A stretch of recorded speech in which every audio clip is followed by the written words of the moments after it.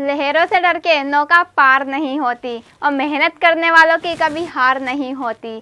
आप सभी जानते हैं 2019 में हमारे कॉम्पिटिटिव एग्ज़ाम हुए थे, जिसमें बहुत सारे बच्चों ने बहुत अच्छी रैंक प्राप्त की थी। बट क्या हुआ, उन बच्चों की अभी तक पोस्टिंग नहीं हो पाई है और फिर दोबारा से हमारे कॉम्पिटिटिव एग्ज़ाम आने वाले हैं।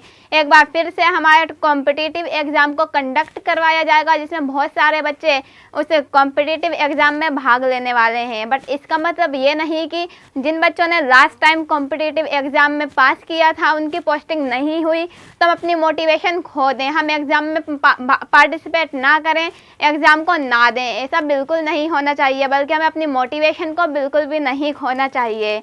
तो उसी के लिए मैंने एक पहल की है कि आप सबको, जिस तरह से मैं अपने कॉम्पिटिटिव एग्ज़ाम की तैयारी करूंगी, तो हम सभी मिलकर साथ में अपने एग्ज़ाम की तैयारी कर सकते हैं, अपने मोटिवेशन को और ज़्यादा बढ़ा सकते हैं और एक अच्छे से, बहुत अच्छे से अपने एग्ज़ाम की तैयारी करके एक नई शुरुआत करें।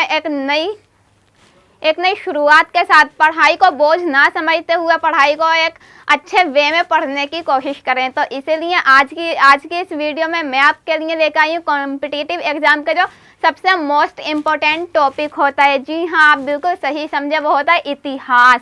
अब इतिहास क्या है? हर चीज़ का एक इतिहास होता है।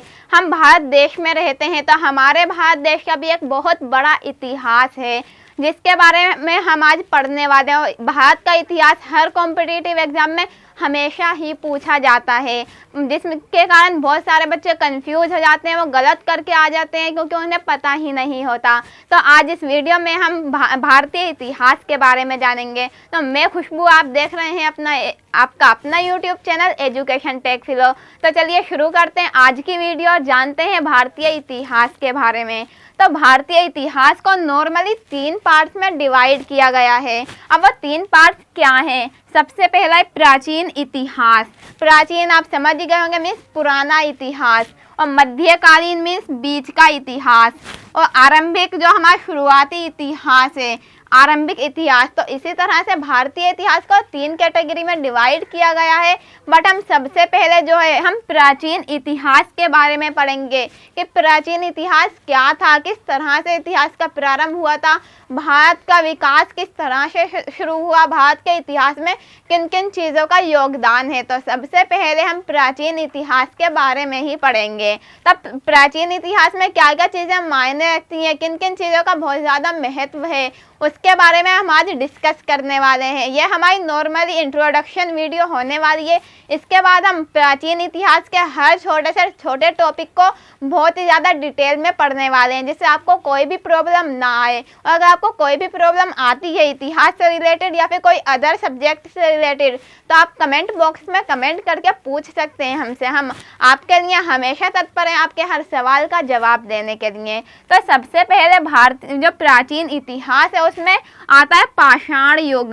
पाषाण मतलब पत्थर, पाषाण का अर्थ ही होता है पत्थर। तो पत्थर का जो युग था भारतीय इतिहास का, तो हम उसके बारे में बहुत ही ज़्यादा डिटेल से पढ़ेंगे आगे आने वाली वीडियो में। और जो हमारा सेकंड है वो है ताम्र पाषाण। अब ताम्र क्या है, ताम्र क्या होता है, ताम्र पाषाण युग क्यों कहा जाता है, ये सब भी हम बहुत ज़्यादा डिटेल में पढ़ेंगे। ये सिर्फ अब आप जान लीजिए कि हम किस किस के बारे में पढ़ने वाले हैं आगे आने वाली वीडियोज़ में। तो उसके बाद आएगा हमारा कांस्य युग और सिंधु घाटी सभ्यता। सिंधु घाटी सभ्यता, इन सब में बहुत ज़्यादा इम्पोर्टेंट टॉपिक है आपके लिए, क्योंकि सिंधु घाटी सभ्यता एक ऐसी सभ्यता थी जिससे भारतीय इतिहास का प्रारंभ हुआ था। भारतीय इतिहास की शुरुआत हुई थी सिंधु घाटी सभ्यता से। तो इसीलिए आप सबके लिए इस जो भारतीय प्राचीन इतिहास है उसमें सबसे ज़्यादा इम्पोर्टेंट जो टॉपिक है वो सिंधु घाटी सभ्यता का ही है। और उसके बाद जो वैदिक काल, आप जानते हैं हमारे वेद लिखे गए थे। वैदिक काल में कौन कौन से वेद हैं? 4 वेद हैं हमारे, सामवेद, अथर्ववेद, यजुर्वेद, ऋग्वेद। ऋग्वेद हमारा सबसे पुराना वेद है। तो इसी तरह से वैदिक काल है, और वैदिक काल के बाद हमारा आता है उत्तर वैदिक काल। और उसके बाद वैदिक साहित्य की किस तरह से इन साहित्यों की रचना की गई थी, किसने रचना की थी, इन सब के बारे में हम बहुत ज़्यादा डिटेल से पढ़ेंगे।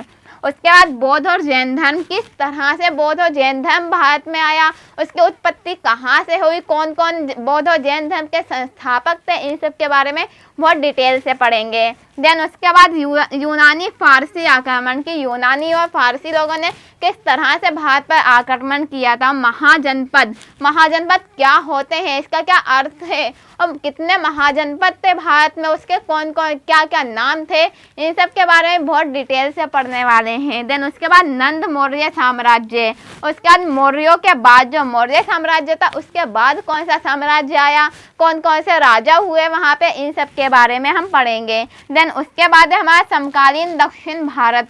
समकालीन दक्षिण भारत में जो है कर्नाटक, केरल, ये जो एरिया है इसमें कौन कौन से साम्राज्य रह चुके हैं उसके बारे में हम पढ़ेंगे। और सबसे जो हमारा लास्ट है प्राचीन भारत के इतिहास में, वो है गुप्त काल। अब गुप्त काल के बाद हमारा डायरेक्ट मध्यकालीन इतिहास का प्रारंभ हो गया था। तो प्राचीन भारत के इतिहास में सबसे लास्ट हमारा जो काल माना जाता है वो गुप्त काल माना जाता है। तो यहाँ तक हमारा जो प्राचीन भारत का इतिहास है वो कंप्लीट हो जाता है। देन उसके बाद हमारा मध्यकालीन इतिहास शुरू होता है। तो अब आने वाली हम वीडियोस में सिर्फ और सिर्फ अभी प्राचीन इतिहास के बारे में बहुत ज़्यादा डिटेल से पढ़ेंगे। देन उसके बाद हम मध्यकालीन इतिहास के बारे में पढ़ेंगे। सो आई होप कि आपके लिए ये वीडियो बहुत ज़्यादा इन्फॉर्मेटिव रही हो, और ये सब जो भी टॉपिक मैं कवर करूँगी अपने आने वाली वीडियोस में वो सब आपका कॉम्पिटिटिव एग्ज़ाम हो या फिर आपको कहीं पर भी एडमिशन लेना हो, उसका एंट्रेंस एग्ज़ाम होता है या फिर अदर कोई भी एग्ज़ाम हो, उन सब के लिए ये सब टॉपिक बहुत ज़्यादा इम्पोर्टेंट होंगे। तो हमारी वीडियो को पूरा देखें और ज़्यादा से ज़्यादा सब्सक्राइब करें, चैनल को ज़्यादा से ज़्यादा शेयर करें ताकि हमारे आने वाली वीडियो की लेटेस्ट नोटिफिकेशन आप तक जल्द से जल्द पहुंच जाए। तो आई होप कि ये वीडियो आपके लिए बहुत यूज़फुल साबित रही हो। Thank you for watching education tech flow.